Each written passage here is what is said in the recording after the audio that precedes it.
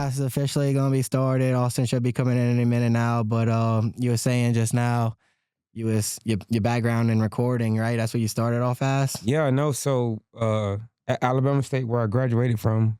My bad, guys. I'm running late. Apologize. What's up, brother? What's up? What's up, brother? Sean Frost. Yeah. We didn't even get to say what's up, brother. Chill. Dude, what you got going on right? I'm sorry. What do you have going on What right you mean? now? He's not the coach at LSU? No. No.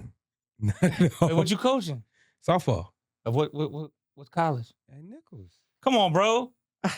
Dude, you I thought we were coaching LSU. You gotta pay attention. Man, come on. Nah, I'm just joking. Hey, look, we ain't wrapping up. Look, hold on, look. We got him. Yeah. Man. Hey, go Kerners, baby. But no, man, we got Coach Ron Frost in the building tonight in the Wolf Den. So Coach Ron is the head softball coach of Nicholls State University. Yep. Making moves now. Also going along with that, this episode tonight is actually sponsored by the Nicholls Athletic Department. So that's a pretty cool thing. Shout out. They don't ever really throw out too many sponsors. People usually sponsor them. Yeah. But tonight they're sponsoring this episode. So Yeah. that's pretty cool. So let's get into it, man. Yeah. Where you started off with all of this? Start from the beginning. No, so from the beginning, born and raised in Atlanta, Georgia, you know. And the biggest thing that I take from all of that is that at a young age, I got exposed to life differently than a lot of people. Growing up in the city, right? A big city. And with parents that, you know, my dad left when I was a young age. My mom worked night shifts. Well, way different than where you're at now, right? A big city compared to this. Like this is like night and day, right? Night and day. But I like to call myself a chameleon in the fact that I could, you know, mold or change to the environment that I'm in, right? Because a lot of times, a lot of people experience life in different ways. Right. But at the same time, I feel like to be really successful at life, you got to be able to change and adapt to the environment that you're in. And good, bad, or indifferent, right? You got to make it to where it gives you the opportunity to be the best version of yourself, right? So, but no, growing up in Atlanta, Georgia, went to school in Alabama. That's where I kind of met a lot of the people that I hold dear to my heart right now. Alabama State University, I love. Is that where you met your better half? No. I met her. So I met her a few years down the road in 2020 in Vernon, Texas. Okay. Small town in West Texas, right? I thought I was you was a friend now that you said like to my heart. No. No, only reason I said about that, but Alabama State, man, is just because, you know, I met a lot of friends in life that now I've been in 3, 4, 5, 6 weddings, best man, groomsmen, usher. It's all guys that I played ball with in college. Well, you know what's crazy? Just from me being around you and like the things that I've done, I noticed that about you. Like even we have an employee who no longer works for us anymore, but we still follow each other on socials and stuff. And I see y'all go on dinner dates and stuff, and y'all take them and stuff. So like that's awesome. You know what I mean? Like y'all are involved. You know, you do things with people. You know, always. There's not everybody does that these days. No, especially like. You're a millennial technically, right? You say you're only like 34, 35? I'm 34, so... You're not, are you technically a millennial? I'm a cutoff age of a millennial. I'm at a cutoff age too as well, and I think I'm more of a... What is it before millennial? I don't know. What is it, Generation X? No, that's after. So he would be before. What are you? No, how old are you? I'm 34. Yeah, about to be 35. No, you're definitely a millennial, dude. My sister's 6 years older than me. And she's your age. No, you're right. You might be right, actually. Yeah, what are you? I think I'm right off at the cutoff before millennial. No, I'm a millennial. I'm a cutoff. I'm right. Look, hey, I grew up with Sega. With the classics. The classics, like Nintendo. How about that Dreamcast? Everybody only know one game is the fishing game. That ain't even huge. deep sea fishing. That's the only thing I ever played on Dreamcast. Dreamcast was huge. Well, just think about that load up screen. I could just hear it. I can hear it in my head right now. Yes. And you know what's funny? The Dreamcast was like actually one of the first systems that we got whenever I was so young. I was born in 1996. Yeah. So whenever the Dreamcast came out, I was probably like 3 or 4 years old. Yeah. It's like something crazy like that. Yeah. And it's just embedded in my brain. I don't know why. You know, I still got the regular Super Nintendo with all the actual cartridges and stuff. I need to bring that thing over here. Yeah, that'd be dope for real. No. But no. So go back to what you were saying though. No, just growing up in Atlanta, having that unique experience of starting my life in that way. Mhm. You know, you go from this big, uncontrollable scene to now I go to Wadley, Alabama, the middle of Alabama, nowhere. The high school graduates, less than 15 kids. Having that experience, then going to Montgomery, a little bit bigger, a little bit closer to Atlanta, but still nowhere near Atlanta. And then after that, moving to Texas, and then getting that experience, you know, going through all of those trials and tribulations in life, and then boom, moving to Louisiana, coming here to Thibodeau. Like it's just so let me. I don't mean to cut you right there, Yeah. but like, what do you mean by like trials and tribulations? Like, what you were struggling with something whenever you went over there? no, like- just I mean, it's like what you're learning about me. Like we are all more alike than we are different. Right. Like we feel like, you know, we've accomplished this in life. We didn't accomplish this in life. We have this in life. We don't have this in life. Yeah, are you like you mean like are you mean like kind of like you hold yourself to a higher standard? Like you always No. So it's more so of like we're more alike than we are different in a way of that we want the same things. Like you want to be happy, you want to have security, you want to have everything that makes you feel comfortable, complete, right? Convenient, Family, that family, like all those different things in life. Like we all want the same thing, right? right? We want to be happy, we want to be cared for, we want to be loved, we want all those different things, right? In some way, shape, form, or fashion. But at the end of the day, like it feels different. It looks different because we look at people from a different lens, right? Because of what they may have or because of what they don't have, or you know what I mean? Like, but at the end of the day, we all want the same things. And I feel like so many people in life look at it too different, and that's where we create these huge, in our mind, differences of oh, that person's so different from me. We don't want the same thing. Like I feel this way about them, right? Versus, So do you feel like you might have came from like more humble beginnings, more than like kind of like had things handed to you in a way? oh, 100%. Like that is that kind of what you mean into 100%. in a way? 100%. But Like you had to still, go through those things. yeah, even coming from my humble beginnings at 12, 13 years old, I'm one of the top. I'm not, what's the word I'm looking for? I'm not stroking my own ego. Oh, dude, no. Look, Like, tell us what you was doing. I'm telling you the truth. The truth is the truth, right? Yeah, I got tell me. people that can vouch for me Toot right your now. horn, bro. Like, Toot your horn. I Started from the bottom, now I'm here. Yeah, I got people that can vouch for me. Like I was one of the top Hey, travel you might ball. be a Kendrick fan. Man. Wait. Well, not like us. I like them all. I love music. I love music. All right, cool, I love music. I was about to say, 'cause like, look, I like Drake myself. Hey, you know me what I too. mean? That's why I said I like music. I like music, dog. Good music. But no, so, you know, coming from my humble beginnings, right, in the inner city of Atlanta, concrete jungle, that's what I love to call it. But like getting the experience being a really talented athlete like I was at a young age, I was around what you were playing? baseball. Yeah, travel ball. So baseball. ball was always in your blood. Ball was I didn't always in my I didn't know if blood. you was playing football or what. If you was playing something baseball else. was always in my blood. My dad was one of the freaking best slow pitch softball players around. He traveled. He was a travel slow pitch player. I mean, he's 6'3", 6'4", 240, 250, 260. And I mean, hitting absolute bombs. Well, that's crazy, dude. So like even my mom tell me story. Well, she used to tell me stories of like I'm in her belly. We had the travel ball field. what was baseball? That's crazy. Is softball and baseball big in Atlanta? Huge. Huge? Well, I mean, Well, I just thought have you never heard of city the like. Atlanta Braves The guy? Atlanta- Yeah, That's well, it. yeah, the Atlanta Braves and baseball, but like I'm talking, I thought it was like a city more like so. It was like I thought just city. No. I mean, No. Dude, Like, look, the Atlanta Braves is huge. Because That's I'm it. going to tell you Wow, something. that was my favorite team as a kid. Everybody's favorite team. Everybody's That's like, favorite. I'll be honest. That's That's it. not Jones, America's bro. team. Listen, what's crazy, and I don't know why that's a thing, yeah. but look, they're great. I mean, look, my grandpa, I used to go to my mom's dad. It was my mom's dad. Uh-huh. I used to go to their house, and every time the game was on, it was Atlanta Braves. And he'd wear an Atlanta Braves shirt, and we would, like, I got into it because, Yeah. you know, I'm little at that Yeah. time, and I'm like, oh, you know, I don't know nothing about sports and this Yeah. stuff, but hey, my grandpa's into it, so guess what? That's my team. Look, So that I picked up on it, and I got to love it. So Atlanta Braves is technically the team that I go for. I never even watched baseball at the time. Like I was still a kid. I played baseball. All I knew was I loved the Atlanta Braves, and Chipper Jones was my Dude, player. yeah. Chipper That's Jones, it. bro. That's like everybody's childhood. Chip was the guy. Chip was the guy. He Like, was the guy. but what? Why? Because it was that era. Because the Braves during that time. You I wearing mean, that Atlanta Braves hat right That's now. it. Hey, for the A. Golly.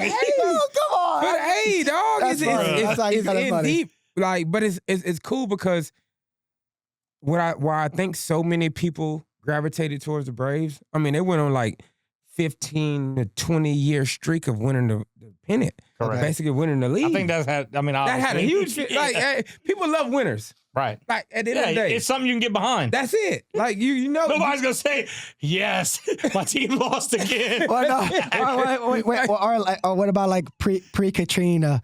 Oh, the Saints are gonna make it to the Super Bowl this year. Like, no, they're not. No, it was almost a guaranteed thing. I don't know. No, Saints fans are die hard. Listen, if you can make it through the Aints with the bags on your head, they come up still here. Listen, I know people that. I mean, listen. If you I remember the area. Oh yeah, you die hard. What is the other? Do y'all know the other two? There's like two other teams who never won a Super Bowl. What are they? Are they like the Raiders? Oh man, you got me. Look, there's like two other teams. I don't know which one. It might not be the Raiders. I might be talking out my head. Definitely gonna have to be fact. Yeah, definitely fact check that. But there's like two other teams who never won a Super Bowl. But the first one that Saints won was in 2007 or whatever. We can get a fact check on that. Really? Yeah, that was the first one. That's dope, man. I didn't know that was the first one. That's so awesome. Well, you baseball. So I'm baseball. And the crazy part about my story and my journey is that so many people tried to pull me in different directions of go play basketball, go play football. And I was so like, I'm just, for the audience that y'all didn't see, they only see you sitting down right now. This is a tall guy. Yeah. Right? What you are, like 6 what? 6'3". 6'3"? Yeah. So were you tall from like early age? So look, I'm gonna be that guy. I ain't never it's always funny when you have those guys that talk about their career, their path and everything. Like I'm honest. I'm authentic about who I am. Right. At 16 years old, I was the same size I am right now.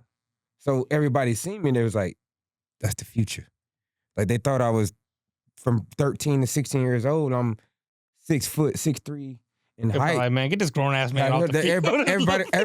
Everybody's like, damn, he's gonna be a stud, right? Like they were thinking you were gonna get taller. They thought I was gonna taller, bigger, whatever it may have been, but that never happened. Like I got to that point and I peaked out, and I was the same dude from 16 years old. Yeah, but that's not necessarily a bad thing. No, it's not. Because like, let's just be honest. Like now you know what you're working with, and you learn how to work with the tools that you have. That's it. To use, right? That's it. And the biggest thing is ultimately like the success that I created during that time allowed me to do things that I never would have been able to do in my life in general, regardless, like from the average human. You know what I mean? Like. Right.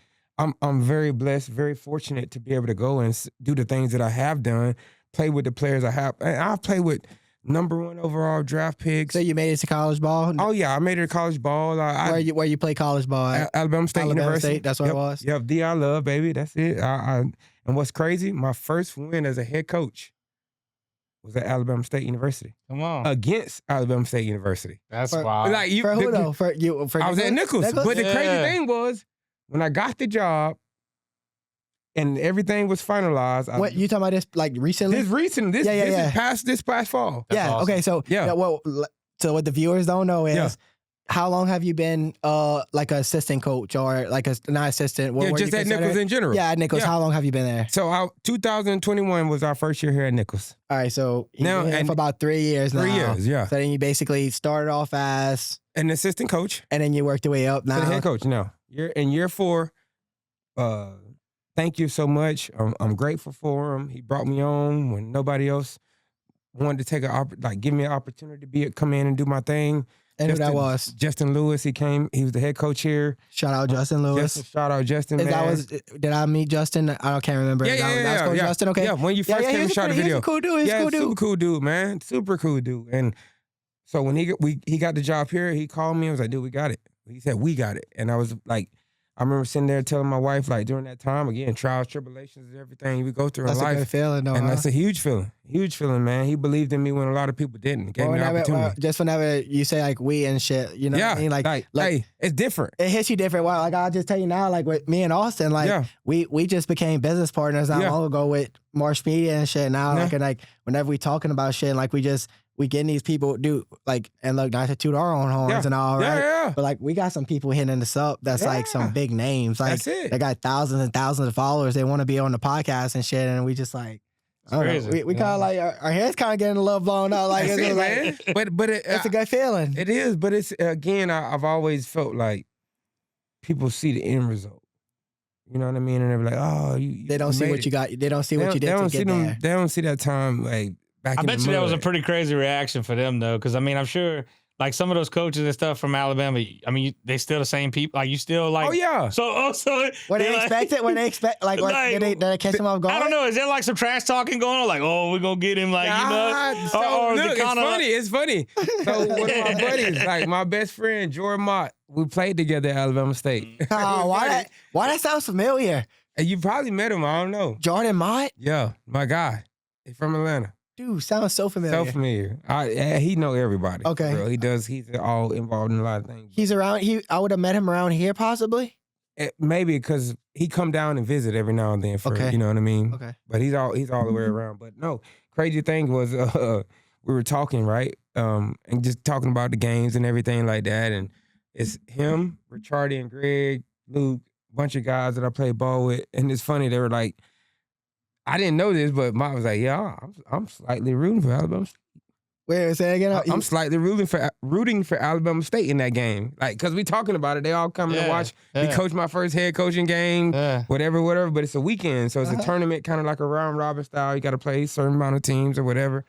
And he's like, I know that's his first game against North Alabama. The next game is Alabama State. I'm slightly kind of root for Alabama State. I'm like, damn, you my dog. Yeah, like you my dog. Like you my dog. But hey, I get it, man. It's just. But hey, and honestly, that makes the satisfaction so much better. You'd be like, damn dog. Yeah. Hey, where you at? Yeah. You ain't not rooting like for the wrong team. For real. Rooting for the wrong team. See, that's it, bro. But no, man, it was a cool experience. And like I said, it was bittersweet on Twitter, social media. You could pull the tweet. I just like, it's a bittersweet deal. You know what I mean? Like the place that really birthed me as a human, right? Because the interesting part of it all is 2012, my senior year, right? I'll give you a backstory about me.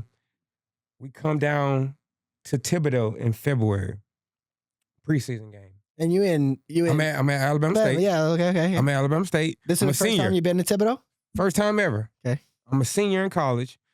We come down to Thibodeau for a preseason game. I pitch in a game. I can't remember exactly. Was it against Nicholls or was it against Stony Brook? It's the year Stony Brook goes to the College World Series. I don't even know who is Stony Brook. Stony Brook is a Division I baseball program from up north in New York.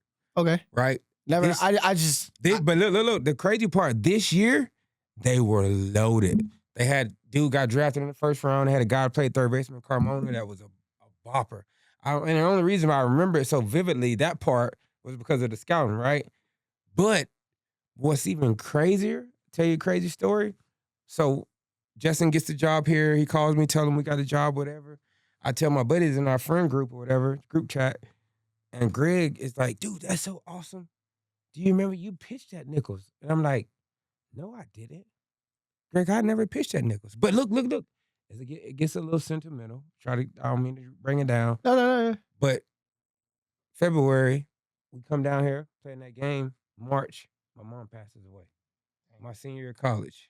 So it was like, that shows you how trauma in the human mind to what we focus on, what really truly matters, right? Right.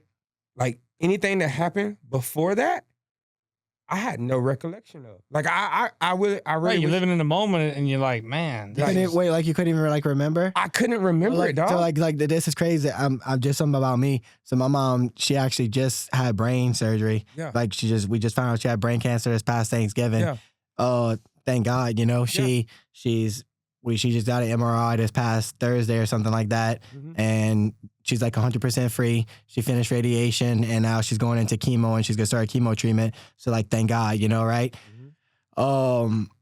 I couldn't even imagine, right? Like especially in where you were at right there. Like, look, right now where I'm at in life, like I feel like I'm on. I know I haven't peaked yet in life, right?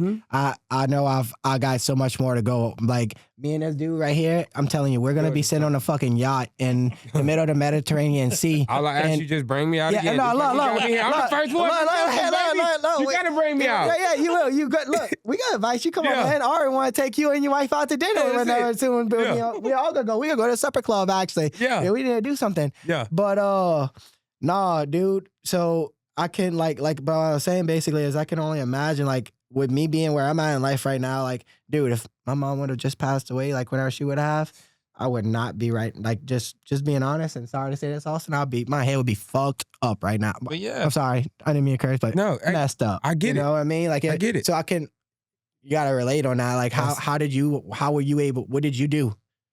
I did some things I probably shouldn't have, and and that's one thing I tell. Did you like kind of like fall off? Like I fell off. Drinking, And, drugs, what? I mean, You don't have to. like I fell off into things I probably shouldn't have at the time, Right. But I will be blessed to say that I had a brother, that I had a support system, and more importantly, a coach. Mervell Melendez at the time was the head coach, and it show you how God worked. That was his first year at Alabama State, and he knew me. He had basically seen who I was as a human, my work ethic and everything. I was named the captain that year, by the players, unanimously or whatever that word is. But and it was just crazy because he really understood who I was as a human more than I was a player. Like I was all right. I ain't gonna say I was right. But dude, that's like just what's crazy about that is like shout out coach and shout out you. Yeah. Right. Just because like people don't understand in some of these kids' lives, like, and I'm not centering you out. I'm talking about just in a general public. Mm-hmm. Some of these kids don't have parents or people to guide them anymore. Look, just being honest with you, my dad personally was not a huge role model in my life from a very young age. Yeah. Like I didn't have nobody to look up to and be like, what do I do for this, right? Yeah. Or what do I do for that? Yeah. Or you know what I mean? So like I can relate to you in that way, but it's just like, I don't know, man. It's like people do not realize coaches, because like I've had my own experience with coaches where it's just like, damn, like I can't, like this dude really gave me some fucking real life advice and some real life stuff, and it just stuck, and I'm now a better person because of it. Well, no, and I'm sure like that happens with you on a daily basis with some of these girls that you coaching, right? 100%. I'd imagine people probably look at. I mean, look, like you said, how important it is. People probably say, "Oh, well, he's just a coach." Well, no, just a coach. You're more of a mentor. You're like more of a father to some of these kids than probably their own father. No, I mean, look, some of these kids grow up literally in a broken home that can't. I mean, they don't get the discipline. And I've heard some stories, and matter of fact, and this is kind of crazy. You talk about all these stories and having you on and stuff. I got a buddy of mine that teaches that helps coach with his little girls' basketball team. It's kind of the same thing. And he just called me the other night. He's like, "Hey, I just want to let you know, if I was interested in doing a little sponsor thing," because he's like, "Look, I'm trying to help these kids, and some of them grow up in so broken homes, and they trying to do these little travel things, and look, the parents don't even send them with money to even participate with the rest of the kids in some of these things. Like these kids will show up, they do a pizza party, and so like he's trying to raise money to where they have a little funds to where when they go do these things and win these games and take the kids out, some of the parents are just like, let these kids fend for themselves. And it's some of the kids are just there and everybody's trying to enjoy the thing. And like, these kids are like, well, I don't have no money. And it's like, so that's what he's stepping in to be like the mentor, the extra parent. And that's like kind of what you're doing. I mean, in a way, you're, like I said, you're more of a parent to some of these kids than probably their own parent. 100%. And so before you go though, I don't know if you're interested in this or not, but like we just had another guy that came on the podcast before, Casey. Do y'all do anything for like toy drives or anything towards Christmas time? Because like me and Austin, we pretty much agreed already. We're gonna be doing a toy drive with this guy, and we would love to like get y'all involved. If y'all would like have like some of the girls on the team or something, 100%. Go out and deliver these presents to these kids, dude. There's no better feeling than watching some of these kids open up presents that's not getting. Well, look, it'd be even just the fun fact of look, they would get a kick out of seeing some of the softball players. Just like, look, they got their jerseys on. Well, that's what I was about to say. Look, to a small kid, like, look. Oh man, I want to play that one day, or I want to be there. Well, then you know who's coming? We're coming along, and we're gonna be videoing it, and we're gonna be content. That's it, content. Look, I told him, I said, we did a little toy drive back when, and I told him, not to knock the toy drive, but we went to the store. To kind of give you a little story. We went to the store, and I went and spend like $1,500 on some toys. Okay, and look, you don't realize how much $1,500 goes to. You start selling a basket. No, it's a lot. Like a lot of baskets, just of all kind of stuff. Yeah. Okay, so we bring it, we check out. So, I got a trailer full of stuff. So I go to the place and I go drop off this thing, and it's local. I drop it off and like, I don't know, man. It was just like, not that they weren't grateful. It was just it was kind of like, okay, thanks. I'm like, wait, that's it? I'm like, hold up. Where's the kids at? Oh, no, they're just going to come by later and come pick some of this up. I'm like, hold up. Hold on. I can drop 1,500. I wanted to hand it out. That's it. See the face on That's it. But they were like, we appreciate it. Thanks. I was like, I got in the truck and I'm like, damn, man, this was not what I was expecting. Like, you know, I mean, look, I still felt good, but I get it. I just wanted to see more satisfaction on the kid's face to get the toy than actually just saying, okay, bye. But no, that guy, he had basically asked us though, so I think it would be great if y'all honestly 100%. We like, all in for it. We ain't asking for no money or nothing. We just want y'all to come and deliver the present. No, and come out. So just the totality of it all is like being around young humans and making an impact on their lives, right? But it's like showing them what that looks like. Right. And a big part of that is going out and doing the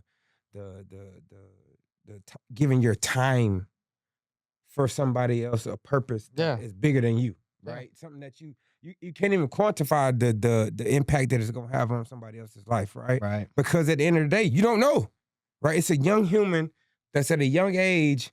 You coming out, being there, showing them that you care, like they could see that one moment and they could change their life. That one time could change, because I was that kid, you know, and it was all the people that came back and gave when I was at the rec parks playing and doing all this and doing all that and that opportunity and just seeing that it was possible to go somewhere that you never thought was even realistic, right? And again, that's what, telling my story, like growing up in Atlanta, playing ball like I did, doing all these great things. But ultimately, I was surrounded by some really, really good coaches, some really good athletes, and just given the opportunity to take a step that I never knew existed. Right? I grew up in a city that was scary. Like it was at times, you know. Well, yeah, I mean, yeah, because they say down. I mean, now you hear stories. Atlanta's kind of rough right now. So tell me this, like, because I want to ask you that, and we're kind of talking about this pre-pod, right? Mm-hmm. So Coach Ron, actually, he said that you went to school to be like a podcast, or not podcast, but just production. Yeah, production. Production, yeah. right? Yeah, producing. Like he was just telling me all kind of stuff about our mics and stuff. Yeah, I was like, what you talking about? Huh? Yeah, I know. And so, but tell me this, like Atlanta's known for having studios and things of that nature. Like Hollywood. Did you ever go? Like, were you involved in any of that ever out there? Did you? So many different things. So many different. So you went into set up like this, like what would you consider it? Like this is like a little amateur like studio compared to like some things like they got going on? Back then, you know, we're talking, it's crazy now. We're talking 13 years ago. Right. Right? So, I mean, this is, at the time, I haven't been in those situations. What's crazy about it all is once my mom passed away, my life path changed completely. Right. Right? But so we're talking about 2012, probably 2010 is when I was in that phase, like heavy. Mm-hmm. I mean, this was top of the line, right? You know what I mean? But I don't know what it is now. Well, so I'm sorry, and we completely lost track. We completely cut off track. So you was going back and you were saying about your mom and so I want you to continue with that story. I'm sorry about that. No, you good. No, so my mom passes away 2012. Craziest thing again, Merville Melendez, that staff being there at that time was huge for me. Because again, at that moment, like I was just like, my dad had left. He wasn't in my life consistently. And it was like, all right, this is why I'm doing what I'm doing right now, right? I'm in it. I'm doing it for my mom. I want to make it. I want to go big. I mean, that's like most black young dudes in America, you know, especially growing up in inner city. Like just being honest too, like, did you ever see some of those struggles coming from Atlanta and being like, where you from? And then going to a place like fucking Alabama? No, and that's so what like, I was so it was struggles. It's always struggles. Again, like just people treating you like just a little bit differently, just because. No, you know what I mean? And again, I was in a unique perspective. I was an athlete. That shit changes a lot. Right. Excuse my language. Right. And when you're a good athlete, you know what I mean. People look at you differently. Right. And that's just that. It's what can you do for me? Correct. Yeah. Right. What do you bring to the table? Right. Like, do you bring value to the table or do you not? Right. Like, and that's just. I'm a real, true, honest person. At least you're a realist, and like I'm a realist. You could be, you know what I mean. I'm being real about it. At the end of the day, it's fucked up. I'm sorry, excuse my language. Yeah. It's messed up. We could cut that if we need to. Yeah. It's messed up, but it's just like why does it even need to be to that level? You know what I mean? Yeah, like, but that's that, and that's the part where I get lost a little bit because when we start talking about just business in general, that's what business is based off of. What can you do for me? Yeah. Right. Regardless of white, black, green, indifferent, like, it's what value do you bring to the table? Correct. Right? And it's like, okay, these are values you bring. You can uplift us. You can take us to this next level. Then we're going to invest in you, right? Correct. So, like, that's what it was for me growing up. Like, I brought a lot of value to the table. So you never really, so because of the value you brought to the table, basically, you never had to struggle with that kind of like that BS of No, like, I didn't. I didn't. I ain't That's gonna good. lie. That's I ain't good. gonna lie. And because my parents raised me to be respectful, I was about to say, understand the you- values of life. you hold yourself to a very Very high standard. That's what I was about to say. Like just the way you speak, the Yeah. way you hold, you walk, Yeah. you walk with great posture. That's it. You know what I mean? So it's just like you're just a genuine, good, Yeah. all around human being, And- and that's what it takes. And one thing my dad taught me that I'll never forget for the rest of my life is about being an authentic human.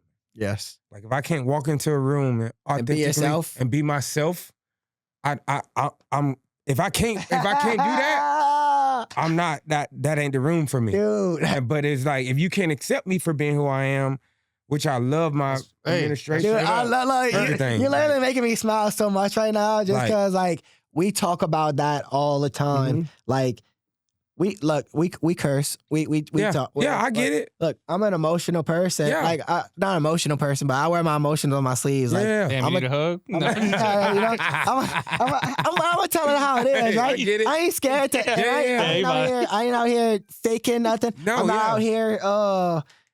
You know, having ulterior motives. Yes, like, yes, yes, in yes, things, yes, right? yes. So I'm me, and I am who I am. If you don't like it, you can kick rocks, brother. You know what I mean? Because guess what? There's another person who's ready to do some business and ready to rock and roll. You know what I mean? I get so it. it's just like Yeah, that's facts.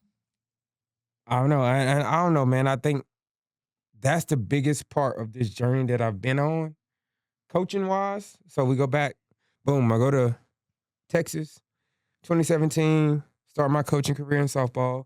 This is after I But how did you get into like why softball? don't You were a think- I baseball. don't- You were a baseball player. I was a baseball dude. I But coached baseball too. But you said what? Do you say your dad was the one who was good at softball? I can't remember. Yeah, he played slow pitch. Yeah, you say he was one of the best ones out Yeah, there. a really good travel slow pitch player. So is that kind of where the connection brought it in? No, it wasn't. It wasn't. So I started in 2015, I think, is when we lost the contract at Alabama State. So I worked. So mom passes away, right? 2012. Boom. Merville Melendez is the head baseball coach at Alabama State. A company takes over taking care of all the athletic fields at Alabama State because that was the year, it might have been that year or the year before, Alabama State won a lawsuit against the state of Alabama and won over $300 million. Sheesh. And they put so much money back into the university, and a big part of it was athletics. Football was off campus, softball was off campus, baseball was off campus, soccer was off campus. What year was this? This was like 2010. And what year did Nick Saban go from LSU to Alabama? Was that around the same time? It was definitely 1,000% around the same time. I'm guaranteeing it probably is. It is around the same time because I remember around that same time, I think it was like 2000. I want to say it was sometime between 2008, between 2011, Yeah. around that same time, because I remember the players, they put out a big billboard out, Mhm. please don't leave us, yada, yada, yada. That's probably And I it. remember seeing it, Yeah. but like that actually makes sense and that lines up. Alabama State University sued the state of Alabama and won a lawsuit that got the university over $300 million. They built new dorms on campus, student union on campus. I guess they like hit the That is- lottery. That's how they gave Nick Saban that gravy deal. I'm It make a lot of sense. It- I'm telling you. Can somebody fact check that real quick? Huh? Alabama hired Nick Saban. What year What did year did Alabama hire Nick Saban? That's what we need to know. I'll be right back, guys. Yeah. You good? Oh yeah, I'm good. Good. No, I bet. But I got a quick question, Talk kind to of. So, you coming from Atlanta, the big Mhm. city, and I Mhm. know you went. I went 2007. So, Around that time. it was Yeah. all in that Yeah. in that little area. Yeah. That's crazy. Yeah. Well, hey. Yeah, you never Well, look. So they had the money. That's why. Yeah. That's why they were able to grow like that. That's That's crazy. it. Think about that. If they would have never got that money, they probably would have never been what they are today. That's wild. I didn't even know that. Yeah. It's the things you know about how the game goes and how funding, public. But look, funding's everything. Oh, it's the number one thing. And kind of that's, and that's what's crazy. So you coming from a big city like Atlanta, then going to a smaller thing. But, I often, and I've kind of experienced this because we took a little trip to New York, kind of going to the big city. And look, people are not like they are down here. Oh. Hospitality is not a thing up there. Look, they look at you like, what's this asshole looking at me for like that? I mean, you look at somebody the wrong way and they're like, did you ask him or something like how hospitality was? Yeah. So like a big city, I'm saying from like coming from Atlanta, coming down and then ended up in Thibodeau, which it's like a culture shock because look, like, you know what I'm saying? It's different. People down here like, look, hey, how's your mom and them? How you know? Yeah. And look, I know, look. One of the guys that works for me, his dad, look, I guarantee you, he can talk to that chair right there. He can make a friend with the chair right there. Look, he'll come to these job sites and like just comes check on, like just pass by because he'll see, one of our guys, his son, and he was like, oh, hey, and he start talking to all the guys and he'll make a friend with somebody at the job site. Like nobody's a stranger down here is basically my point. Yeah. And that's what's crazy because, you go to these big cities and everybody's kind of like standoffish. Everything's if I don't know you, I'm not messing with you, Yeah. So I guess kind of like with following that is that do you find was able to kind of get your career fast track being in a bigger city or being in a kind of a smaller hometown? What you mean? Like were you able to adjust to it? No, not adjust, but like adjust? Were you able to grow faster in a bigger city or a smaller town? Or did it just kind of like how it flowed, like just kind of how things happen? No, I mean, again, I think being in a bigger city, but at the same time, gave you more opportunity, maybe? It gave me more opportunity. And probably the confidence, because like you said, that's the key. So that's where I'm going. Is like being in a bigger environment, being compared to so many different athletes on and off throughout my life. Because again, like when you look at life in general, we base it down to how do they compare me? Like who am I compared to? What do I do? Like, because that's what life is based off. A lot of times is like how do you stack up against the competition? Whatever it is in life. You know what I mean? And I felt like being in the bigger city, I was stacked up against a lot of competition a lot of times. So it's like I knew what it was to compete on a high level, on a bigger scale, right? Mm-hmm. And so when I got the opportunities that I did, it was almost like a big, small city, whatever it was. Like I didn't care. Like I was with the flow. That's it. I was on the biggest stage ever. You can embrace anything that comes at you. That's it. And that's what it made me very versed in life because I was ready for whatever. But that's what it takes too, though. That's it, and I think a lot of it was based off of me growing up in the neighborhood that I did and playing ball with all the people that I did who were amazing humans. Brad Blakely, one of the guys that was a parent of Corbin. Like, them were some amazing humans, man. Like, it had nothing to do with white, black, whatever race. How much money I had, it was just good humans. And even still to this day. You went to a public school whenever you were younger? Yeah, I went to public school. I went to public school my whole entire life, right? And it was just different, I didn't know no different. Yeah. Once I got to high school, we played Riverwood, we played St. Pius Academy. There was all these private schools. Well, the only reson I was asking is I went to public school my entire life also. Yeah. This is a little private school. Oh, hey, look. I don't knock it. You know what I mean? Drink. Yeah, look, drink. He don't know what it's like to struggle like us poor folks. Hey, look. So look, no, what's interesting about it, though, I get it.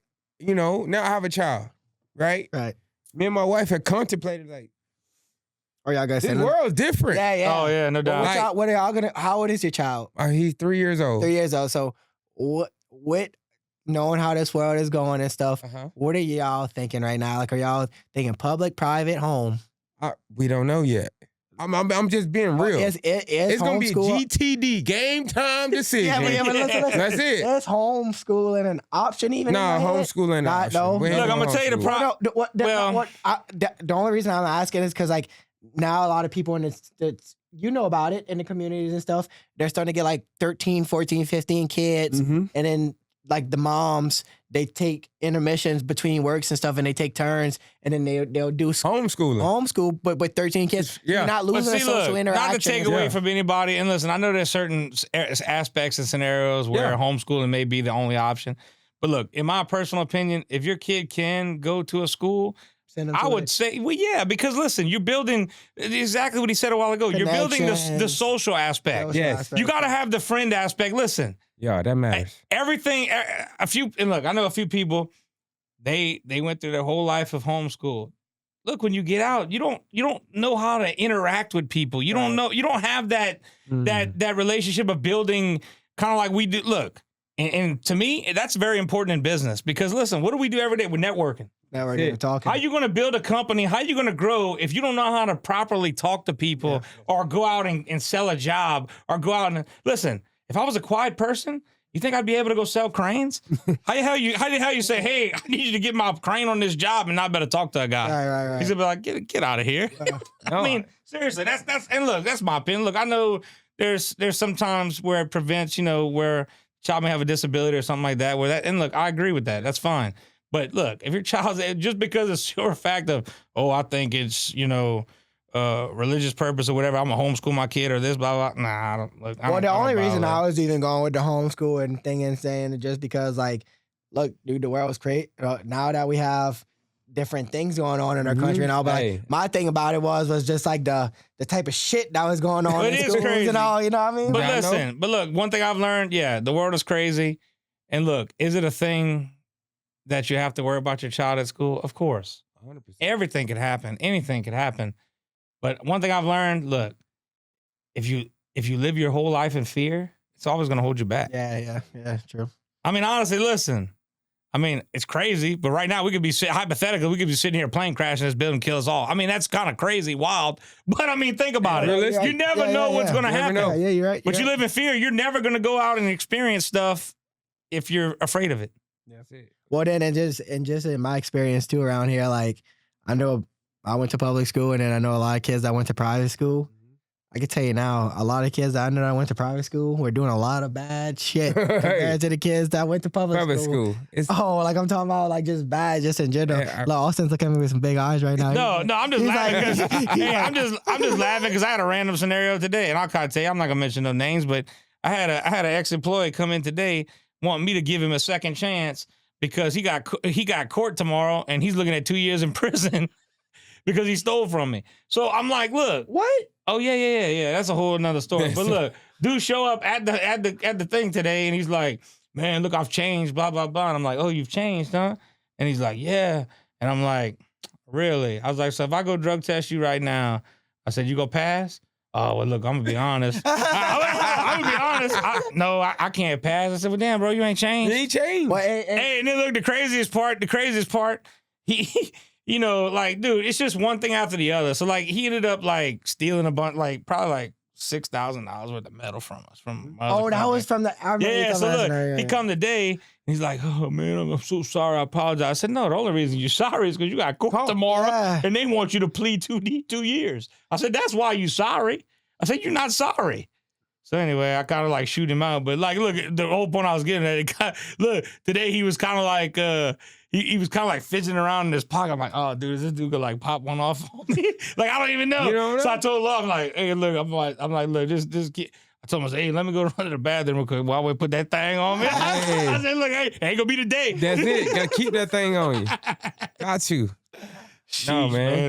But look, crazy shit. You never know. I'm like, you never know, dog. This dude just pop up. I'm like, oh, Lord, what is this guy? But no, let's get back on track though with like I guess with your story and with going into Nicholls. So where do we? Because I'm kind of lost in it now. We've been veering off. We kind of left off at me getting the job here at Nicholls, right? After my 3 years as an assistant coach, right? And I think the biggest part was the timing of it all. You have this vision in your mind of how things supposed to work out, right? But God has a different plan. And did you come to Nicholls like hoping like you would like be like one of the head coaches at first, or?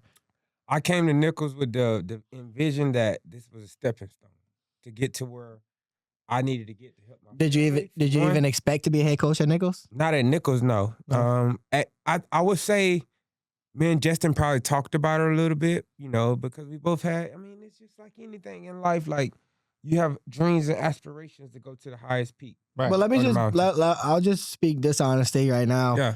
So like, as far as like whenever people like reaching out to me and stuff and like trying to they make things happen, you were always the guy doing it. That's So like it. I haven't like, even whenever you were the assistant coach, Yeah. even till now whenever you're the head Yeah. coach.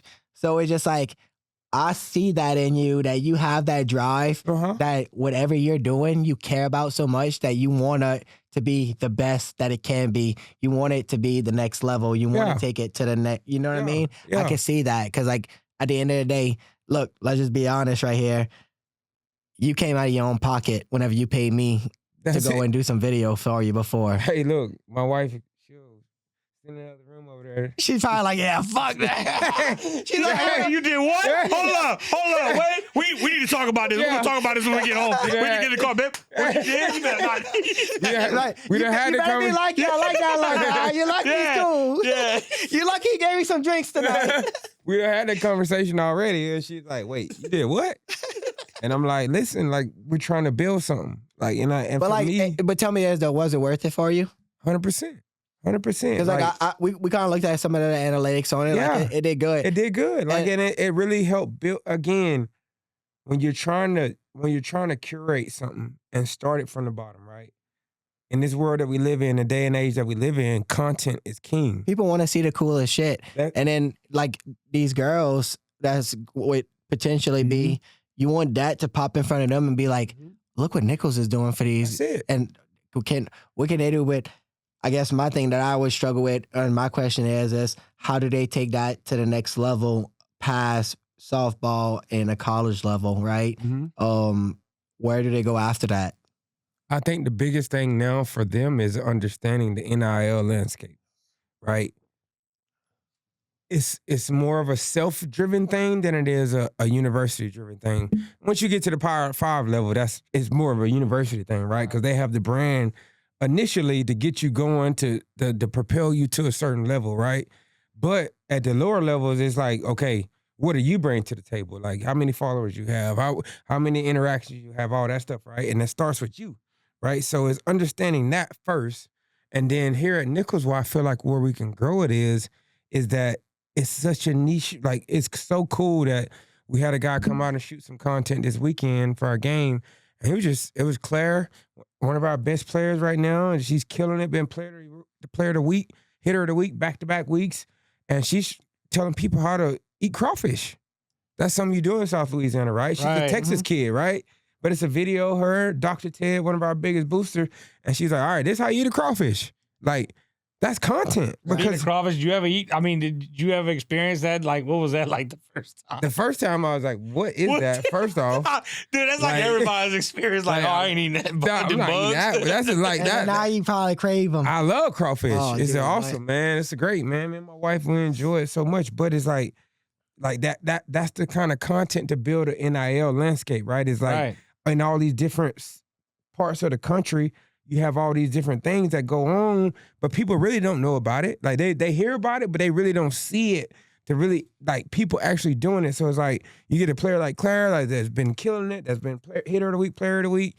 She's out here eating crawfish. It's crawfish season down in South Louisiana. Like we partnering these things together. Like, okay, we got something now. Like we starting to cook with something. Okay, then let's start building on this and getting the brands, getting the Tonys and these places and that whatever to get involved with it all. You know what I mean? And I think that's the NIL landscape that I feel like for the smaller universities like Nicholls, like that's what you got to hone into. Yeah, you got to catch the attention of people. Yeah. You got to in that local market. I mean, people don't even realize that, but actually, I don't know if Tony's too, but I know for a fact, Slap Your Mama, the guys are from like around here. Not Morgan City. It's Morgan City? Yeah. Yeah. Morgan See, City. right up the road. Like, so it's just like they got so much opportunity. And then there's a lot of stuff that goes on in Louisiana. That, like people don't realize that, dude. Louisiana has a lot of great things that come out of here. Oh my gosh. Like, and people just do not realize. And that's one of the biggest things since we've been here, me and my wife.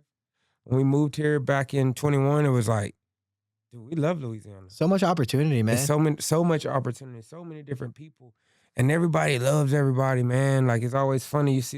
You You throw the videos on for Mardi Gras and everybody dancing to the music, having a good time, and you're like, where else in the world do you just see that melting pot like that? You don't. You don't. You don't. You don't. Even in Atlanta, No. like where I'm born and raised from, it ain't like that. It's different down here. No, look, I'll be honest. Like I went this past year. I went with a bodybuilder. We went to the New York Pro. He competed in it in New York, and dude, I was get me the fuck out of there. Yeah. No, Well, like yeah, said, get me out of there. Like I was like, That's what I said. Like, dude, it's totally different. The hospitality is like not there. it was very weird, and then like just the people around you and all. And I'm around, I'll get on like a bus or something, and I'll smile at people or whatever, and then people just like mean mug me and stuff, and I'm just like, But yeah, it's not a thing. I mean, like what? I'm just like, why? Yeah. You Like know? for what? And for me, again, what I do for a living, it involves people. In every aspect. But is it because there's so many people in those areas that they just like don't even waste the time of day to get to know or even interact with these other people? Like, I mean, I feel like that's in any facet of life, right? You know, I'm just saying, like, I get- compare. You know, I get what you're saying. I get what you're saying, but I still think it's an excuse. Like we've created this culture of like, oh, that's just how they are. you know what I think it is too? I think, with these bigger cities, you got kind of, and I think it goes back to, like you were talking about, like the home life thing when you grow up. Like, look, in those bigger cities, a lot of these younger kids, they grow up on the streets and do all that kind of stuff. So it's not like, look, when I grew up, what we doing? We barbecuing in the backyard, boiling crawfish in the backyard. All the whole family come over for Easter, Christmas, and these bigger cities are more like people you're living getting in together. And look, apartments they and live so far apart in these bigger cities, so they're not having those family get-togethers. So I mean, look, down here, you meet somebody, you make a friend for life. Yeah. I mean, it's kind of one of those things. Yeah. It's just, I don't think they get that aspect on kind of on those situations. No, and in certain ways we do. I think the big city life what gets us fastness of it all. Yeah. And I hate, dude, look, the fact that you just said that, the fastness and all, even here now and like in Thibodeau, man, people want their stuff yesterday. People want it today, yesterday. I hate the fastness of life, man. I want things to slow down. I went to the Dominican Republic. Dude, I love the island life. Like, just like how chill they Island are. time. Dude, like Hey. what? Hey. Like, I'm They don't talking, care about nothing. dude. That's No, it.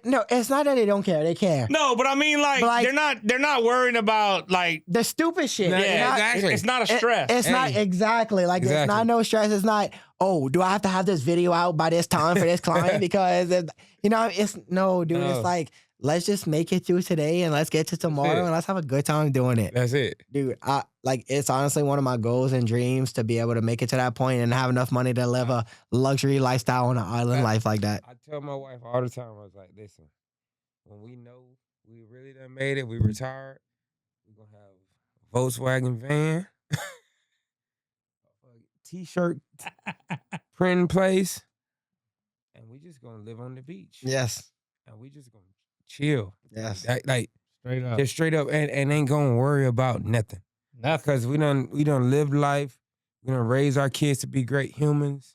They're gonna be straight. We done saved up to where if they need help, we're gonna be able to help them. Well, that's where But it's like- at. That's like the American freedom. dream. The That's the American dream. American Freedom. dream. You done live life. You done work. You done put in your time to get where you want to go. And I love coaching. I do.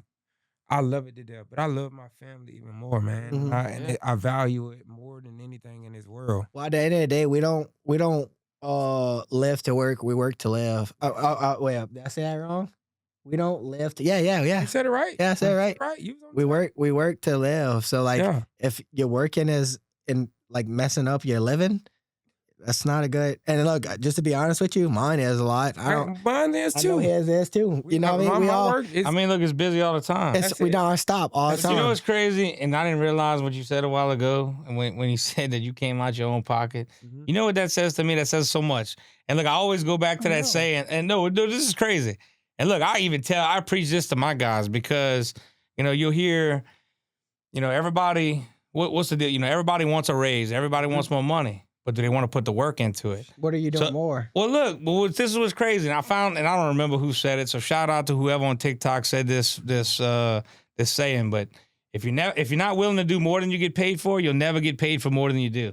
Yep. Now that's crazy. I mean, look, think about that saying there. Yeah. And I use that all the time. Well, look, check it out. Well, the perfect example of this is Coach Ron. That's what I'm saying. So, no, what I'm saying is, like, you don't even know this, but before he was the head coach, he was the assistant coach. You know who was calling me to go get content for him whenever he was the This assistant man's coach? taking the extra step. That's what I'm saying. To get to the next And level. look, no hate against No, the no, other there's no hate at all. But listen. But it's just the fact that you were the one that was calling me, and I That's was it. like, let's set this up. Let's make That's this it. happen. And I've always been a visionary in the fact of my background with media content. You know, like I said again, my background's in recording technology. Yeah, you said you Yep. graduated college. And I graduated with that degree, but it was in communication. So within that umbrella, I studied marketing. I studied PR. I studied social media you know content. the value it comes. I know the value that comes from building the brand, right?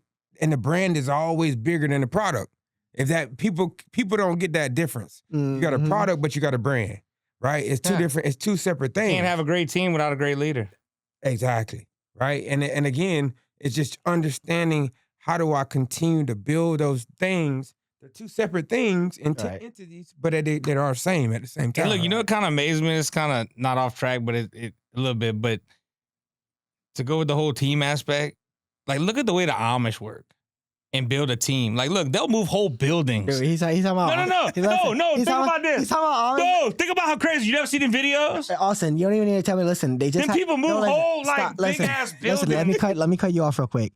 They literally just had a tornado, and I believe it was. I'm not even gonna say what state. Dude, 'cause they I'm already like, build the whole. like that's crazy. there was a tornado in this state. I I know, forgot I which know. one it was.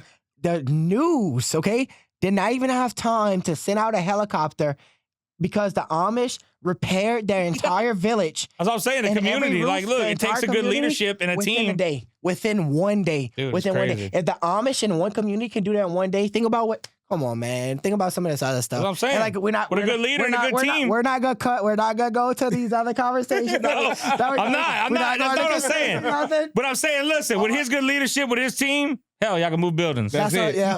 We can move mountains. And I like that. I like that. And I like will say, like, it's getting, you got good leadership, right? But it's getting those people right on the good leaders. And then it's getting those leaders that's within the team that Right. can lead, right? Correct. And it's a growth process to Yeah. get to that point, right? And I'm very thankful. We're on a 12-game win streak right now. But a lot of it has to do with my assistant coaches and then the leaders within the team, players that are leading right now and doing things a certain kind of way, right? It's been a journey, man. Like, I ain't gonna lie to you. At one point, I tell my wife now, we were 10-20. And I was like, woo. I don't know how this is gonna I work. don't know which way it's gonna go. I didn't at the time. I leaned on my faith. I tried to be a beacon of light in the darkness for the girls to say, hey, look, I believe in y'all. Don't give up on each other. Stay together. And I can remember myself after so many games of losing bad, like big 10-run losses. And I'm like, just stay together. Keep believing in each other. Keep understanding that this is the journey that we got to go on to get where we want to get. And I kept telling JT, our athletic director, we're going to turn that corner. I can see it. It's coming. It's coming. And it was fun. It's funny. It's funny. Like, no, it's crazy though that you're saying this though, but like it's you happening. Made it happen. Like, it's happening. No, like, it's happening. It's happening. Like, literally, it was funny. I walked up after the game yesterday or today. It was today. JT and everybody sitting outside the fence or whatever. He said, how many is that in a row? I said, 12. He said, I knew. I just want you to say it. He was like, you said it. Once we turn that You know, corner. he be walking down the hall playing as I'm feeling like a man when I walk through. Dude, hey. But it's the craziest thing, y'all, is like, it was never about me. No, You know what I mean? No, I know. That's what I'm saying. I know what you're That's saying. the humble. We say That's what's gonna get you up there That's to the it. top. Hey, that's it. And that's why y'all sitting where y'all sitting right now. Well, you know what I mean? I say that stuff like, so I just did a podcast with a little guy, Casey Crutchfield, that does podcasts in this area. He started before us, and I was literally just kind of explaining the same thing to him, like, hey, bro, I don't care about me. Like, I care about my companies. So, like, don't shout me out. Shout out Lone Wolf. Shout out Alpha Wolf. Shout out, Marsh Media. That's right? it. I don't care. Let's make those things big. Because at the end of the day, people do care about you. And like, if you, like, I'm sure yourself, you have a lot of good friends and stuff in the community, right? But at the end of the day, you have haters, you have people who don't want to see you succeed. So like Always. it's just build a brand rather than try to build yourself, right? That's it, man. But shout out to your boy. He better be supporting your man next time. Look, this dude's on a 12-week sprint. He's on that winning streak, my guy. That's it, brother. No, yeah, no. Hey, you good? You good? But where do you see your thing going from? I mean, look, obviously we're gonna keep winning, but I mean that's the goal. But Yeah. I mean, I know it's early on in the deal, but I mean, I'm guessing you got that self-satisfaction of where you at right now. I mean, obviously there's always the next level. Yeah. But I mean, what you kind of give me your input on where you think the future and where you think this thing's evolving to. I don't know. It's kind of It's you know they say Jesus take the wheel. yeah. It's really some of that right now. It's and in the aspect of I try to preach to our girls so much, or anybody in our program, you only can control what's in front of you. That's true. Like you know what I mean? Like the future, we have plans. We make these great plans. You always got goals. You got goals. You know, you save. But like you said, you can't. Yeah, I can't predict how. So we won today, right? We're gonna get on the bus tomorrow. See what happens with game 13. That's it. We're gonna drive. To Corpus on Friday. We play at 12 and 2, I think. We'll see what happens at 12 o'clock on Friday in Corpus Christi, Texas, right? And I can't control it. I don't throw a single pitch. I don't swing a single bat. I don't fill the ball. All I can do is speak life into them young women. That's you true. know what I mean? And give them the opportunity to know that I believe in them. I'm gonna be there for them. I'm gonna support them through it.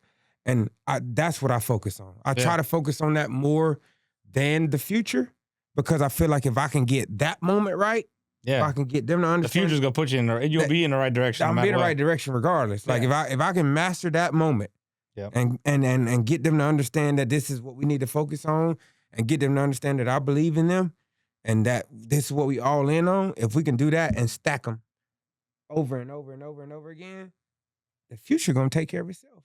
You know what I mean? And I feel like as a coach, and especially now as a head coach and a leader, that's my job, is to really get them to understand that the moment that you're in is the most important thing that you're in. Mm-hmm. And if you can master that, not the future, not the past, but that moment, and be really, really good at that moment, and just keep stacking them, the future gonna take care of itself. Yeah, it's gonna play itself out. The past don't even matter at that point. No. You know what I mean? And I don't know. It's that discipline, man, that consistency that you try to, as a coach, you try to strive for over and over and over again, man. For real. That's awesome, man. Yeah. How many people y'all got on the team now? We got 22 right now. 22. And then I got. Are y'all finding as new people coming to the school and like the newer generation, you find people are gravitating towards still playing? Like you find getting new players is a hard thing, or is it kind of just? I mean, everybody. I don't know. You know what I'm saying? Like I know. I get you. Because look, back when I was in school, like everybody was playing a sport or something. But I don't know. It seems like I don't know. Today's world is a little different. It is real different. You know, I mean, it ain't a little. It's a lot. Well, it is a lot different because look, back in the day, we used to play outside till the street light come on. Yeah. Nowadays, that ain't real. You don't see kids outside barely anymore. I mean, it's just video games, cell phones, and kind of. I feel like people not even interested in actually extracurricular activities. Yeah. So I just and you know what we talked about off camera a little bit earlier. We talked about the NCAA and a lot of those things. I like to be realist about a lot of things in life, and the fact of we all suffer from scrolling. Kids, adults, middle age, older people. Our attention span is getting shot, dude. They're getting shot, and it's because of that thing. The greatest invention for mankind and the worst invention for mankind. It's the biggest evil. A smartphone. Honestly, it's crazy, and I'm gonna say it, and I don't care. This is where I make all my money. I make all my money from social medias. Mm-hmm. I hate social media. Me and you both. And look, I'll be honest. I catch myself at home, man. And look, I got a bad habit. I'm in work. I'm in work mode all day. Yeah. I'm checking emails. Checking different things. So when I get home, I'm kind of looking at my phone, and my wife will try to talk to me, and I'm like, shit, man. I sometimes look. I gotta throw it away. I gotta throw it to the side because I'm like, look, I'm gonna keep picking it up, and I feel bad because like. I'm in work mode all day, but when you're home, you want to devote that time to where you can kind of, you got to put that away. Yeah. I have a bad habit of doing that. Yeah. I have a bad habit of turning it off but because then how much, I noticed too, I'm so much like I feel like so much like stress free and like just happier whenever I throw the phone to the side and like I just chill with like my dogs and my. But you know what's fiance. crazy? The phone's kind of like you said. It's the biggest evil because it kind of it drives me crazy not having the phone. That's it. Because I'm always like, am I missing that next customer? That's Am it. I missing that? Look, it shouldn't be like that, but That's it. it is, man. It's Because wild. Like everybody wants things done, boom, That's boom, it. boom, boom, But boom, look, boom. and that's where I go with when we're raising the youth, right? We blame them sometimes for different things that they choose and the path they go on, but it's like we all fail at some things. Ain't nobody perfect, right? No, so it's like right. you got to give each other grace, Right. right? Giving each other grace and understanding that at the end of the day, we all struggle with the same things, Yeah. but it's a different version of it, Yeah. Mhm. right? Then we can all get on the same track of trying to get to the same goal that we want to reach. And I think that's why now the success that we've had as a program. That's what I was about to say. That's why Like, you seeing that success because you're able to incorporate that into Yes. what you're doing now. Yes, and we were preaching it early on in the process, and it was hard. Like we were all on different pages. We were. I ain't gonna lie. We were all on Well, different pages. explain to us like because I know like look at the end of the day you're a grown man Mm-hmm. and you're coaching Mm-hmm. 18 to 22, 23-year-old women. Yeah. Right? They all have their time of the months. They all have their emotions. Yeah. Right? They're women. Yeah. What comes with that, right? Like what's the struggles with that? Like you know what I mean? Like you know, I'm not saying like don't call nobody out. I got you. You know what I mean? Like I feel like there's other waters. you have Coach, to counselor, and navigate. daddy, all in one. There's other waters you have to navigate Yeah. in order to Sheesh. be successful. Because I remember, dude, you hit me up one time and you were like, "Man, Nick, I'm trying to get to you. I'm just dealing with these girls right now." And I'm like, "Man, I can only imagine." Like, I know, man. And then again, first off, I love them all to death. yeah, absolutely. Like Oh, cool. Like Look, they my own. I met the whole team Yeah. from last year. This year? Some of them some of them left or whatever, but Yeah. then some of them were still here. I Yeah. met the whole team pretty much Yeah. this year. All of them they all Amazing. chill. They all cool girls. They're You know what I amazing mean? humans, And man. like they're funny too, because like I don't know. I guess it's just like maybe like a softball stigma or like sports stigma, like or Mm-hmm. something. But like I guess just like if you're in like an athletic program or something, you just have a personality compared to like other people. You know what I mean? I get what you're saying. Because like all of them have their own personality. They all are unique as individuals, and the best way I know how to operate it is you treat them that way.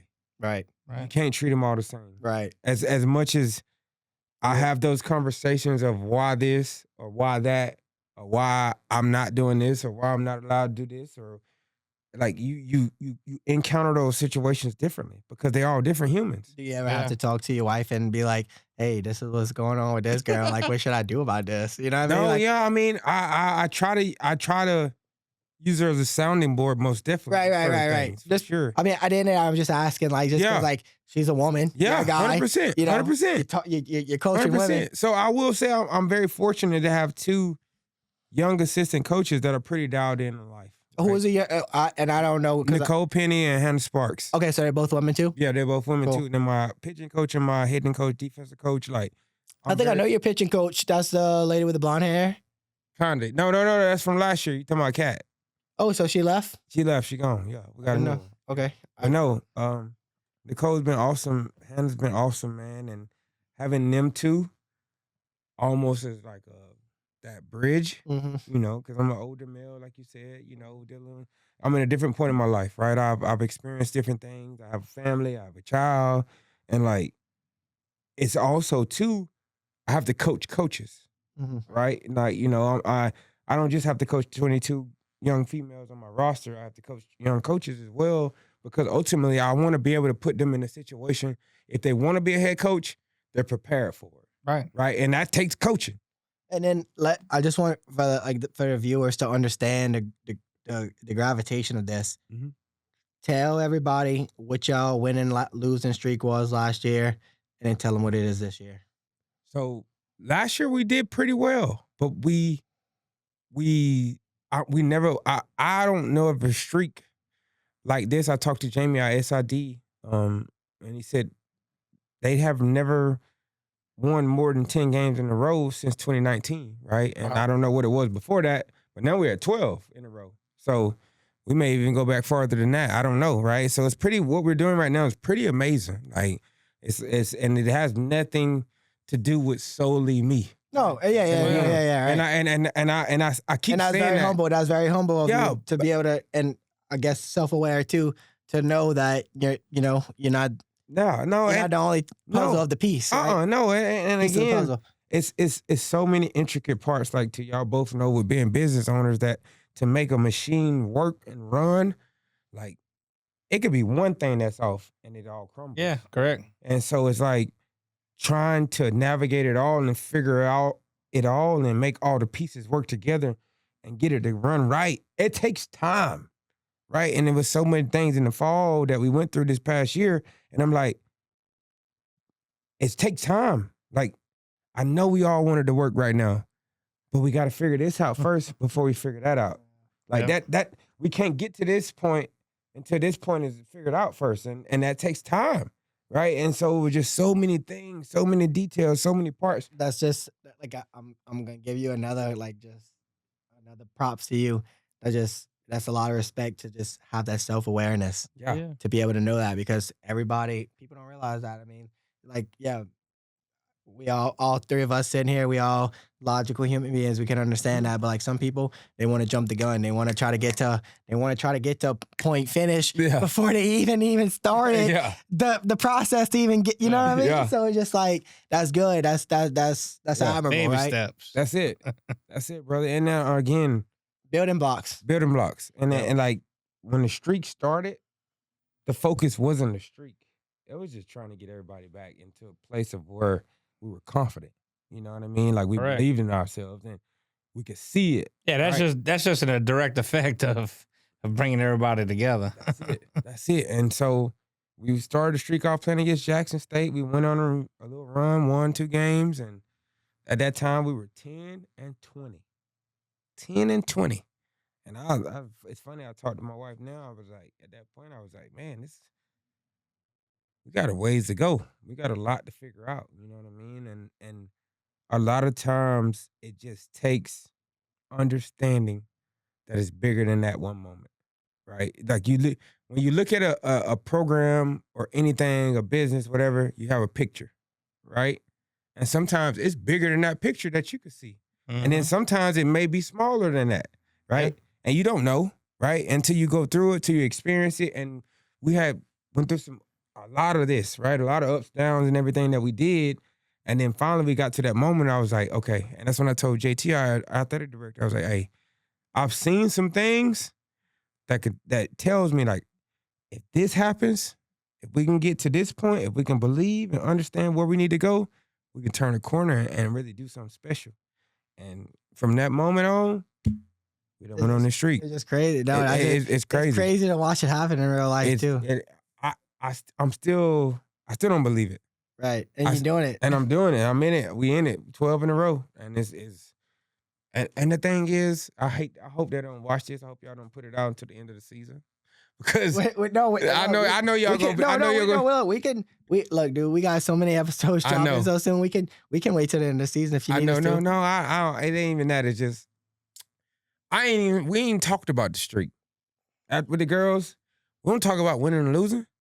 We talk about the moment. Yeah, no, that's what you need to do. We talk about what's going on right now. Like, man, you talked about, I think you had stepped out. Like, that don't matter. The streak doesn't matter. Yeah, you're right. It matters the pitch that's in front of you right now. That opportunity that's in front of you right now. Because, again, if you win that, then it's the next one. If I win that, then it's the next one. That's also a good thing to be self-aware on, too, is because, like, I know, like, a lot of people, especially like me, I like to think of the future. I'm always thinking, and Austin, he'll be the first person to tell you, like, Nick's talking about, this is where we gonna be at, this is where we going, this is what we're doing. I have some big dreams, right? I got big dreams. You can't even call them dreams. They so big, you might as well call them, I don't even know, freaking worlds. You know what I mean? Yeah. So I put that out, and, I speak that out into the universe, right? And I try to make it happen, but it's just like, at the end of the day, if you're not doing something in the present, like you're saying right now, to achieve whatever you're going, and you're never going to get to those goals. At the end No, of the day. I got a buddy I want y'all to meet, man. Next time we come down here, Anthony Ricciardi, world renowned artist. Like I'm talking about. What he does, art. What kind of artist? I guess it's abstract. Oh, okay. So he's a painter. Yeah, he's a painter. That's like, actually badass. hey, What? I like that. Hey, what? like, no, Dude, come on, y'all, like, y'all don't get introduce it. us. Like, Yeah. he's big time. Hey, Like, that's my awesome. boy, it's funny. I always tell my girls, I'm like, Shout him out. Shout hey, him out. Anthony Ricciardi paints, big time guy, man. Like, Where he's go out of. follow him, Toronto, Canada. Awesome. Really? Yes. How did you meet him? Alabama State, the I love. Man. What? I'm telling y'all, like, I made the connections at like, Alabama State. I'm telling you, like, that place, that time, that moment, you couldn't have wrote a better script or story for our life. You feel like that was like, and I'm not saying not because like obviously Yeah. you haven't peaked yet. Yeah. Like you're about to do some of the biggest things that you've done in my right? life, yeah. Correct. So like I'm just saying, like, do you feel like that was like a good mountain part? I guess. Oh, yeah. You know what I mean? Like a good stepping stone that you reached and you like you know how you climb that mountain and then you get to that shelf. the summit. That summit. That summit you can just kind of sit on for a little while. But you know the Appreciate top, the view. and you look back down where you came from. Like I get to that after that Alabama State, graduating from there, and I look back at the guys that I play with. Like I'm looking back and I'm like, this dude's doing that, this dude's doing that, this dude doing that, this dude doing that. I'm like, we made it. Like, and then it's a funny story. Like I haven't really shared this on socials or nothing big like this. In life, I've always dreamed and wanted, my dream was to be a Division I head softball coach and have a family with a child, everybody healthy, and I'm good. Check. So I done made it. Like I done did everything I wanted to accomplish, like really in the grand scheme of things. Yeah. Like You hit the goals. I hit the goals. So anything else is just extra. It's extra right now, right? And so I wouldn't say extra because like at the end of the day, you don't want to like say, you hit a ceiling and then now you No, just but come- I mean, what he's saying. I know what you. I get what you mean. Yeah. But now, like, what's your new goals? Yeah. You know what I mean? I know. So I've always had the goals. I wanted to be one of the first. So I can't forget her. I'm throwing a blank right now. The Duke head coach. She was the first Black African American head coach at the College World Series this past year. And so right? you want to be the first for First male Black head coach at the College World Series in my career. Like, is that gonna be possible? anything's possible. No, like this season. Oh, this season, anything's possible. Hey. You never know, right? And I don't put limitations on anything in life. That would be pretty dope, though. I'm gonna tell you right now. I'm gonna try. We're going. Hey, Let's go. listen.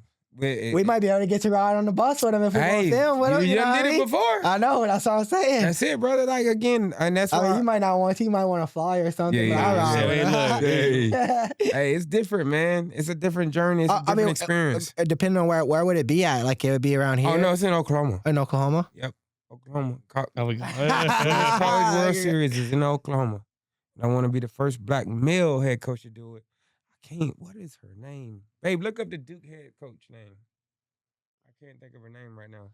Is there anything else that y'all kind of wanted to touch on? Because we had an hour 25. We just got the thing. So I mean, is there anything else that we didn't touch on that you want to touch on? I don't know, man. I think y'all did a great job, bro. I think I think it's been. Hey, look, good. I'll be honest. Look, I never really I don't follow a whole lot of sports other than like kind of, I'm a season ticket holder for the Saints and that kind of stuff. So like I go to the games and enjoy it. But hearing his story and kind of like, dude, I'm start following the softball thing. I ain't even gonna lie. I'm kind of pumped up for you because now I have some kind of attachment to it. That's it. Yeah. You know what I'm saying? Like I know you, I met you. Yeah. So now I want to see. I want to see how far you gonna take it. Well, then it's just also crazy too, though. Like it's because like. The video that we made for you with like the pump up with the David Goggins in the background and shit. Yeah. So like, dude, like if I would have known all of this previous, dude, come on, dude, I could have got like crazy with it. You know, this was crazy. Look, hey, they go see me next time, like cheering on the softball. They're like, man, you want some? Man, that's my boy. That's my boy. Look at him. That's it. Hey, no, man, I appreciate the support, man, for real. And the biggest thing with it all, why I love it and I enjoy it, is because of this. You get to do things like this, man. The platforms, and then what it allows our girls to do, what it allows my coaches to do. Like you get to share a vision, right? Wherever we all come from different walks of life, we experience different things in life, but nobody knows our true story. I mean, there's so Right. many times in life, and again, managing young people, you get to realize like how often people judge people without knowing anything. True. Like, Well, and we I do talk it about every it all the day. time. Look, I'll just be real with you. Like, I'm not trying to sound cocky or no type of way in my own way, Uh-huh. right? But like when me and Austin met, all right, and Austin will tell you, Austin will look at you right now and tell you, "Oh, Nick, that's a little bougie mother." You know what I mean? Yeah, Like, yeah. Like, look, Yeah. you know, Dude put sweaters on his poodle No, and all right, blames look, on his wife. I say this almost every time, but you don't admit it. You don't Listen, admit it. all right. He says the fiance gonna do it, but No, he likes the sweater. whatever. Okay, so whatever. All right, so I'm bougie in a way, right? Yeah. But at the end of the day, I came from public schools. I came from a single parent, mom who raised me, Mhm. right? We never had the most money. Yeah. We never had, but you know what I did have? I was always the number one center in the friend groups. I had multiple friend groups. I was always trying to be the one to make something happen, right? Yeah. We always had the biggest parties. Yeah. We always had the whatever we were doing to the extreme. Yeah. Just like I tell people with this stuff. I've been wanting to do a podcast series for probably like 2 years now. I think my first post I posted on the actual Instagram for the Wolf Den page. Didn't you do like your own little thing No, it on was it? like, yeah, it was the first official one was like 2 years ago, and I didn't let it out or I didn't release it just because Yeah. of it wasn't this quality. yeah. It wasn't this. So then I met Austin. Me and Austin became partners. We figured out things, and you know, I mean, we hit it off. And then it's just like Y'all now we're killing doing it. man. Now we're doing it at another level, and it's just like I only strive to do things at that top level. I don't want to be doing things, and if it's less quality or not at that level, then it's almost like not worth our time. I feel you. And man, y'all are doing an amazing job. I'm thankful, grateful to be allowed to even be on this platform with you all. But Oh, you gonna be back over here? I Like know, I said, look, but I'm saying So, we like- get into the Nicholls part of it all. Like y'all, which the impact y'all about to have on so many. It ain't even a university. Don't. This is how I want y'all to go into it. Don't think about the university. It's Right. about Nicholls. right, It's about all the young people correct. Oh, for sure. the next 60 years. How you gonna impact their life? How can you change it? How can you uplift it? How can you put them on a platform that is gonna? Because first off, they're gonna allow you to go to places that you've never been. Oh yeah, no, for sure. Because We- but once they come on here, once they sit in these chairs, Oh, yeah. you're gonna get people that you never even know interacting with your posts. So for the people that don't really know yet, we actually with Lone Wolf Marketing and Alpha Wolf Aerial Solutions and the Wolf Den, we actually just signed a 3-year contract with Nicholls State University athletics program. So we'll be collaborating with them on a lot of different things. We already started doing some things with them already. So we're about to be really involved with them. So that's actually something that's going to be very exciting for us all. It's going to be very, very beneficial. No, I'm excited about it, man, because again, we've been working with you already, but I think we all are visionaries sitting in this room. Oh, no doubt. We see things and we see how it's moving and think the way things are going, and like we envision it to be a certain way, right? And that's why I respect JT, Dr. Clune. Like they're visionaries, right? You know, we don't have the biggest budgets, we don't have this, that. What and the crazy thing is too is, and like you're saying is like you don't have the biggest budgets, yada yada yada. Mhm. Look, dude, we all young people. That's it. We all young people trying to make this happen. That's it. And I think that's what it takes. And that's where I was saying like a lot of these other communities around the struggle Mhm. because they don't have these young people that they That's it. actually listen to That's and it. that they put in these positions that Right. they like, hey, what are y'all ideas, Exactly. right? What's going on in y'all world that we Exactly. don't know about? right? Exactly. And that's why I'm so thankful again for the administration for even giving me this opportunity. Because then it just At showed the end you of the day, you're a young guy. I'm a young guy. I'm 34 years old, about to be 35, and it's young guys that they allowed to come into the athletic department to try to make a change. They see the youth Yeah. where it's at, right? The future is the youth. So, and they investing in us. So it's like, I'm good, brother. I'm Like, happy. I'm gonna go with. I think there's only big things to come. That's it. So look, before we end it, one more time, this episode was sponsored by Nicholls Athletics. Y'all don't forget that. Shout out. Shout out Nicholls Athletics. Do you want to go ahead and give? I think let me check my other phone. I know Caroline. With the head of the program. Huh? I want to make sure I get these names right. Caroline. Bernard. So Yep. she said. So y'all can follow the main Facebook account at Nicholls State University Athletics. The Instagram account is Go Colonels. And then for Coach Ron Frost's softball accounts, they don't have a Facebook right now. We do have Facebook. Y'all do have a Facebook? Okay. Softball. Nicholls Softball? Yep. Okay, for some reason she needs to know that, and Yep. she needs to get that updated. Yep. And then the Instagram is gonna be Nicholls_SB. And then Twitter, Nicholls_XB. Okay. So that's where you can find all of Coach Ron Frost's teams with Nicholls. And y'all can really see some changes and some things happening. And y'all also see some content coming out pretty soon and just some different things. Yeah, guys, go out and support these people, man. This is exciting. That's it. We're Game excited for 13, it. huh? That's it. Number 13. Let's Number go. 13 coming for the win. That's it. Thank you, bro.